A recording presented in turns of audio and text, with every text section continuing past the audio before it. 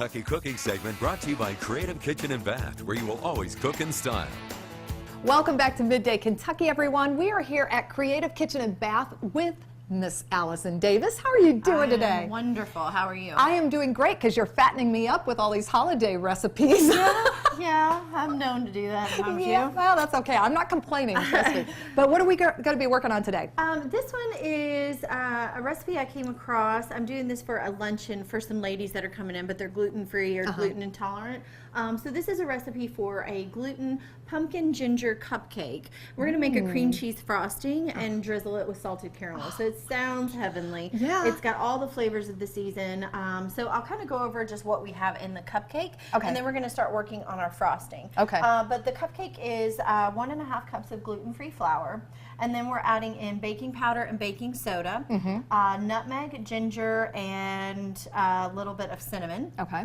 And then I add some vanilla, some eggs, pumpkin, canned pumpkin is just fine, brown sugar, vegetable oil, and a pinch of salt. So very basic recipe here. You whisk it together. One of the good things about gluten-free flour, you really don't overwork it. Like, you can just keep working the dough and it's not going to stretch any of the gluten, so it's not going to get super tough. So you can get it really nice and smooth and well mixed. Let me ask you something. What is, in your experience, what is one of the better gluten-free flours that you like to use? Great question. There's a brand called Cup for Cup that I really like, and you use it cup for cup, like with all-purpose flour. It's equal as far as the measurement. And it really does, to me, yield you a wonderful product. So, and where do you get that typically? I think you can pretty much find that anywhere. You just look for Cup, the brand. Okay. And it's in the, I think with the flours, or it'll be in your gluten-free section. Yeah. So. All right, good to know. All right, so we've made our cupcakes ahead of time, and we're going to work on the frosting. So I have some cream cheese. We're going to add a touch of milk in there to kind of thin that out. Similar to some other recipes we've done, we want to make sure we have room temperature cream cheese that's nice and softened, that is going to whip really well. And then don't mind me, I'm just adding powdered sugar to our mixture, and that's going to whip together, and we're going to use that as our frosting. So add milk or cream to kind of thin that out, and then you just really want to whip it to where, as Lisa is showing us, Miss Vanna, how lovely that is going. But you want to just incorporate all of that sugar in there. That's why we have aprons, right? Yeah, exactly. They're not just for show. I can actually show Troy that I'm actually cooking and working in the kitchen, right? He'd never believe it. I know he won't believe it. All right, so we are going to... Perfect. I'm just going to take a little bit of that frosting and start kind of just working that on our cupcakes. You could pipe this if you wanted, but really a cream cheese frosting is maybe a little bit runnier and smoother. So I'm just going to smooth that out.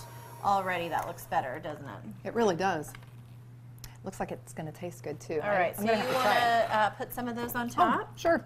And then I made a caramel sauce. I don't have a recipe yet for this, I think, up, but I can get that for you.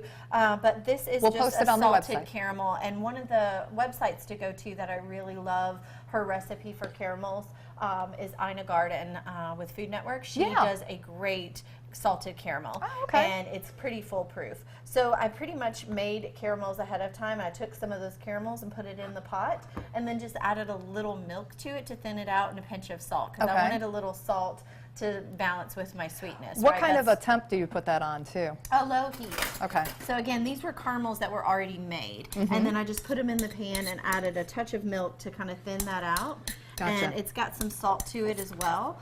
So then this is just going to kind of be our drizzle over our cupcakes, right? So, you know, I can't say that these are guilt-free because they're gluten-free, but they are heavenly. Yeah. And even like a little pinch of salt, believe it or not, would be really great on these. But I'm getting very messy with my frosting. That's good. That's good. Any of the leftovers, you know, we kind of lick our fingers and go on. Yep. That's the way it goes. But yeah, this is something that you could definitely serve for the holidays, especially if you have any gluten-free friends that they can indulge on as well. while we're having milk and cookies. Awesome. Yum. Well, I can't wait. And for this recipe and many other recipes, head over to our website at WTVQ.com/Midday Kentucky, or you can head over to Allison's website at wildtimecooking.com, and or you're on Instagram a lot, and that's at Chef Allison Davis. Or Wild Time has an Instagram page too, and that's Wild Time Cooking, of course. Well, there we go. And we'll be right back right after this short break. Keep it right here.